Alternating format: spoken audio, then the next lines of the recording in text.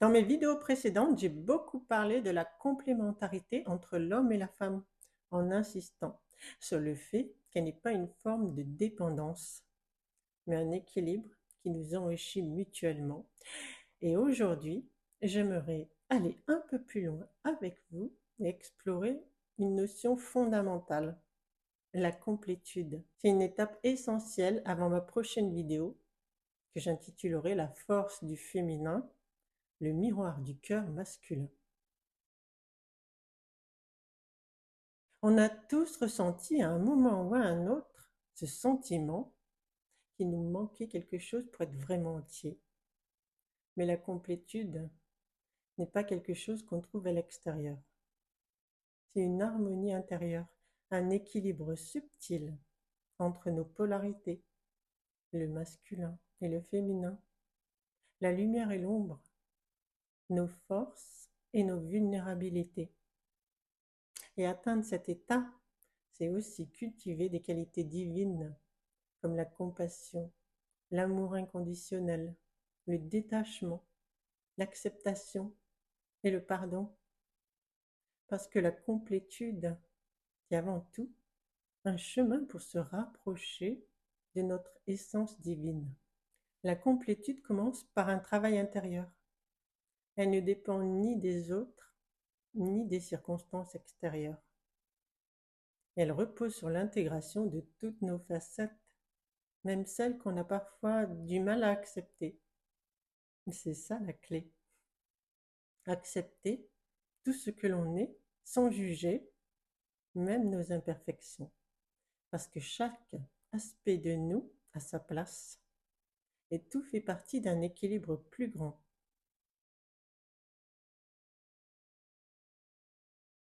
Le détachement n'est pas de l'indifférence, c'est simplement accepter ce qui est, sans s'y accrocher, ni vouloir tout contrôler. Et pour cela, il est essentiel de croire en l'ordre divin, avoir foi que tout arrive pour une raison, même les défis. Et ce sont souvent des leçons précieuses qui nous aident à grandir. Pratiquer la gratitude peut aussi nous aider à cultiver le détachement. Remercier pour ce qu'on a sans attendre davantage, ça recentre notre esprit sur l'abondance plutôt que sur le manque. Et c'est important de se rappeler que ce sur quoi on porte notre attention finit toujours par se manifester dans notre vie. Enfin, méditer sur l'impermanence est une pratique très puissante. Comprendre que tout est temporaire, ça nous aide à apprécier pleinement le moment présent, sans vouloir le figer. Par exemple, si vous traversez une relation difficile, pratiquer le détachement, c'est rester ouvert à l'expérience, même si elle ne correspond pas à vos attentes. C'est avoir foi que cette relation, qu'elle dure ou non, a quelque chose à nous enseigner. La compassion, c'est la capacité de ressentir et de comprendre la souffrance des autres tout en leur souhaitant du bien. Elle nous reconnecte à notre humanité et à notre essence divine. Ça brise les murs de la séparation et ça nous rappelle que nous faisons tous partie d'un même tout. Et pour cultiver la compassion, il faut d'abord se mettre à la place de l'autre. Essayer de comprendre que chacun agit avec ses blessures, ses croyances et ses limites. En voyant les choses sous cet angle, on adoucit nos jugements et on s'ouvre à l'acceptation. Pardonner est également essentiel. Tant qu'on porte le poids de la rancune, il n'est pas possible de laisser fleurir la compassion. Pardonner, c'est aussi et surtout se libérer soi-même. Enfin, il est important d'être compatissant envers soi-même, accepter ses propres imperfections et ses erreurs avec douceur. Parce qu'on ne peut offrir aux autres que ce qu'on a appris à s'offrir à soi-même, au lieu de réagir avec colère face à quelqu'un qui nous blesse. Essayer de comprendre la douleur ou l'ignorance qui a pu motiver son acte.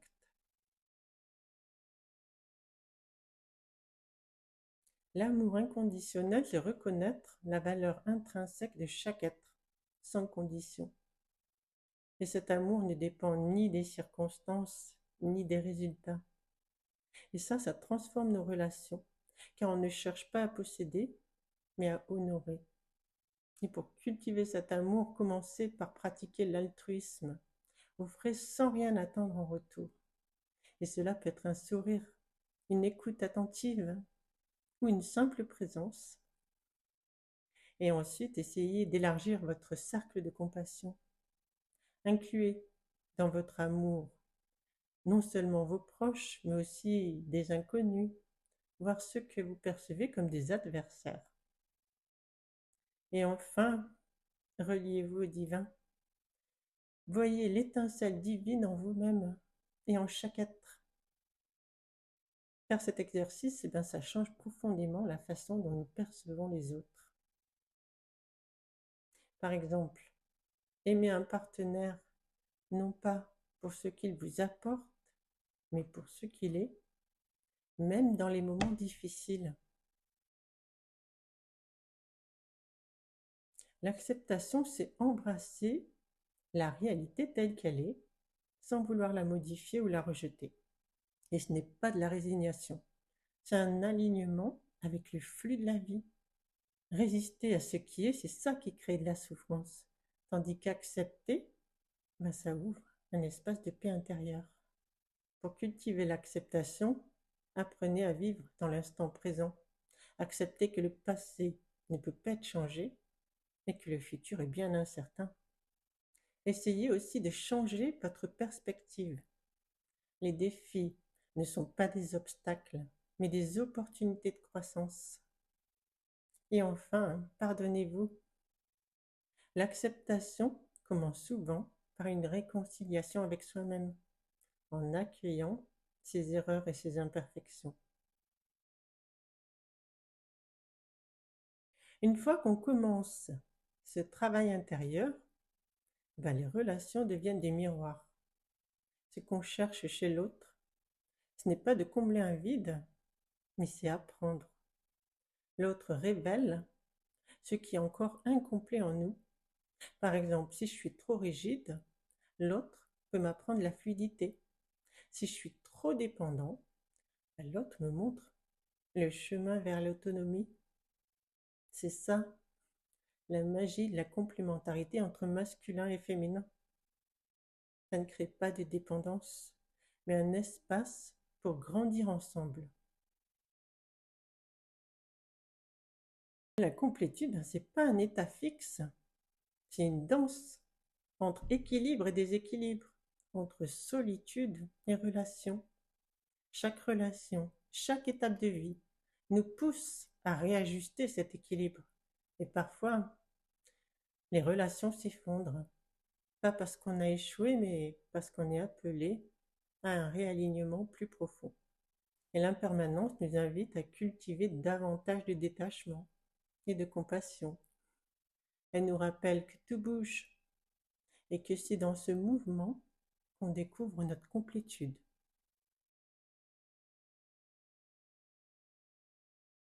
La complétude, qu'elle soit intérieure ou vécue à travers l'autre, c'est un processus d'évolution. Ça nous demande de cultiver des qualités divines. Et c'est ce qui nous ramène à notre essence. Et je souhaite à chacun d'entre vous de retrouver sa place et cette essence divine qui sommeille en nous tous. Parce que c'est là que réside la véritable complétude. Dans ma prochaine vidéo, je parlerai des relations qui s'effondrent et de ce qu'elles peuvent nous enseigner. Si ça vous intéresse, dites-le moi en commentaire.